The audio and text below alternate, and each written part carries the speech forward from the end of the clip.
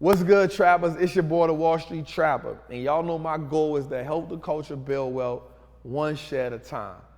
So today I'm gonna talk about 3 categories of stocks that you should be in. I know there's a million places we can be. For me, I like to be in places that I see a lot of growth in. And so my goal is to gravitate and push you all that way as well.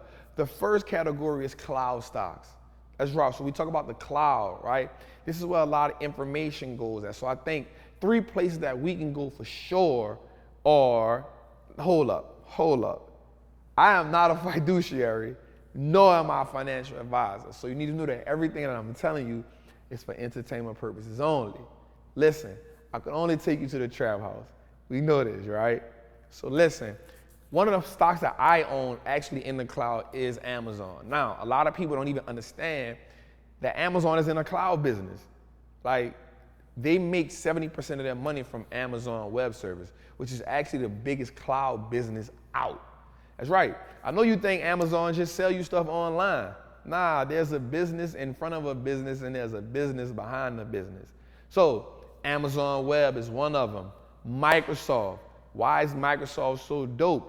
Well, Microsoft got the same job that Amazon had from the government. It kind of beat Amazon out of $20 billion, and Jeff Bezos really didn't like that.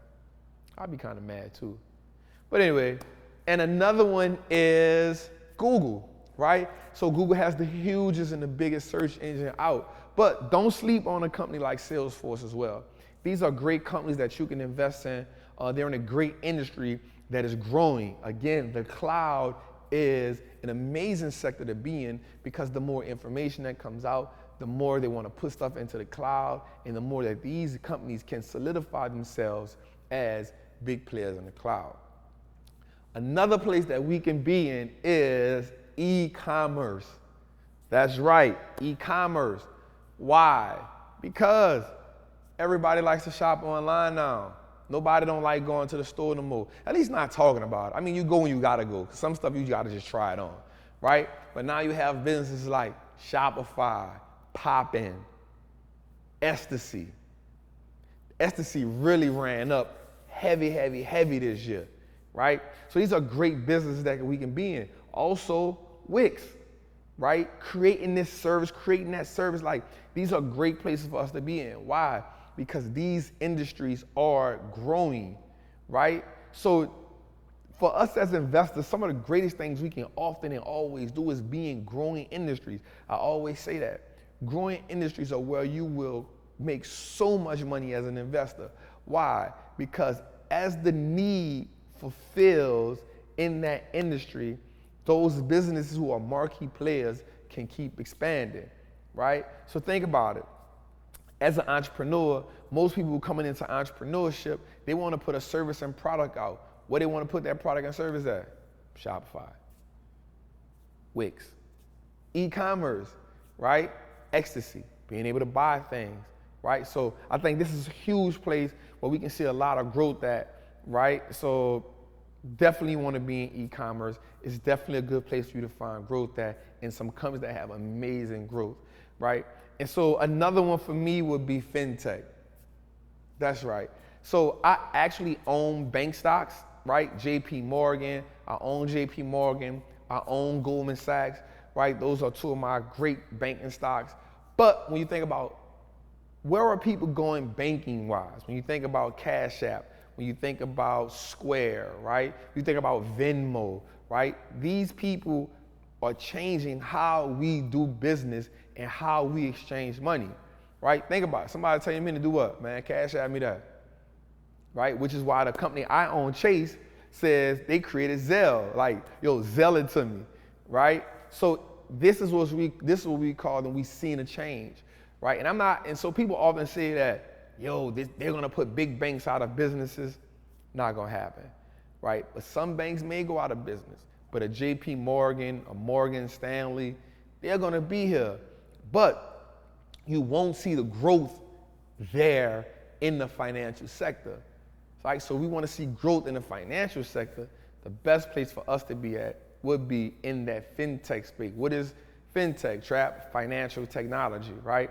They're changing this concept and they're changing the way in which we deal with our money and use our money. So I think that Fintech is a great place for us to be at, whether it's Square, whether it's PayPal. I think those are dope places for us to actually put our money in and see that change. And another place we can be is just disruption.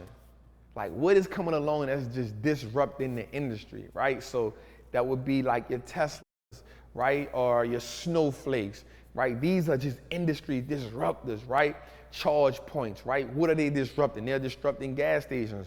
What is Tesla disrupting? It's disrupting the car industry, right? What is Snowflake disrupting? It's disrupting what Amazon them is doing. Even though there's growth, that there's a new player in town. We look at Roblox, something like that is disrupting the way that children interact and learn on gaming systems, right? Like we look for those disruptors, yo, and I see a lot of growth in that. Teladoc is disrupting the industry, in the medical industry on how people use and attain and get medicine. This is important for us to understand where the growth, where the disruption is, growth stocks, disruption. This is a great way for us as investors to do what? Increase our money. Now, let me say this. When you are in these disruptive stocks, they can take big hits because it's fairly new to the market. So now you have to build up that, what I like to call that mental fortitude to understand that if you're in the Tesla, if you're in a Teladoc, if you're in something that's disruptive, right? Don't be surprised when it falls hard. Why? Because the industry is new, the space is new, right? And so it's not so much as solidified. And so the market doesn't have so much confidence in these businesses, which is why we invest in businesses based off of what? Fundamentals, projections. What do we see? Where's the growth, right? How's management looking at the business? These are the type of things that put us in a space where we can say, I'm willing to bet on this company for the long term. You'll often see pictures where it say, yo, if you had invested in Facebook in 1997, well, I don't like all of that. The people who invested in Facebook then, they saw the vision. The people who invested in Amazon then, they saw the vision. You have to do your due diligence, your homework, in seeing the vision. But I just gave you some great places to see the vision at.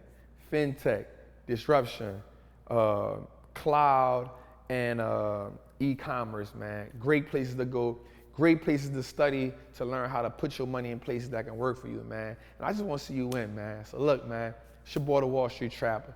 Y'all know Wall Street looks like us now. I had to help the culture build one share at a time, man. Big trap.